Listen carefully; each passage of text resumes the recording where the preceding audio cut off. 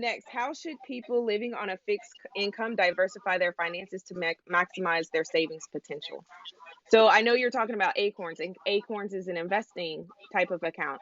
So what are some other ways to diversify when you're 20, like I'm 28 years old. So what are some other ways to diversify for me?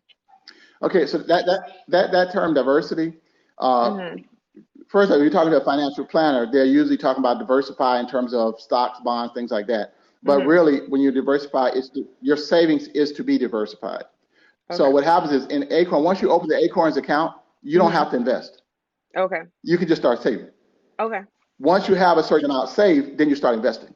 So Okay. that's the sequence to the reason. But the reason I rather you start.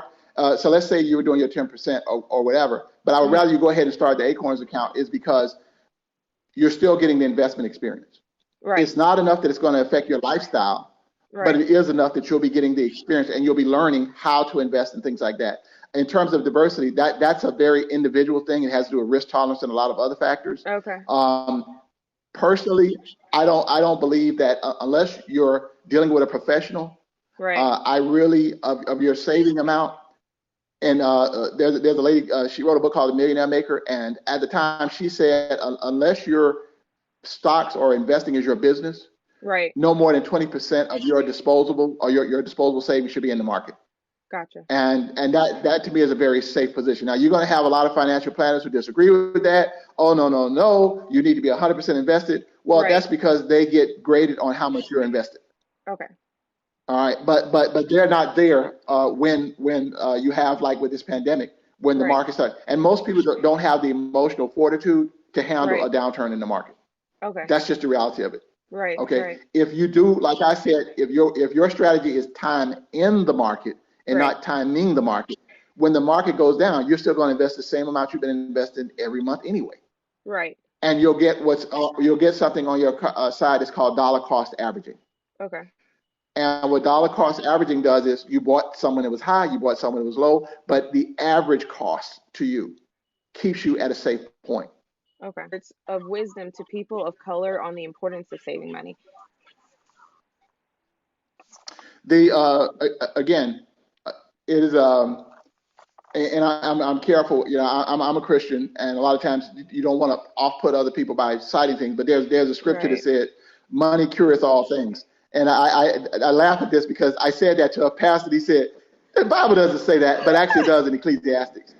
Oh Okay, wow. so oh yeah, it says that. I So didn't know so that. the reason, yeah, well, so money is important because it governs everything you do.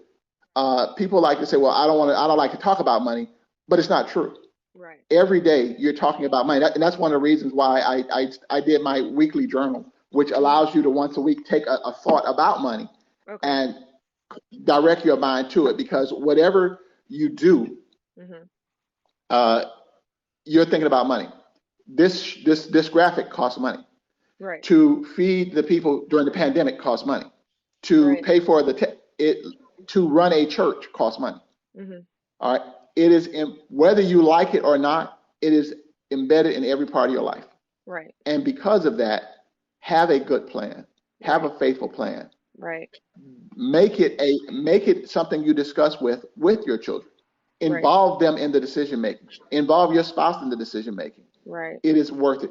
Your life will be better for it. The Right. goal of Give and Save was to teach you how to use every dollar you get to add value to your life Right. and to the lives of others.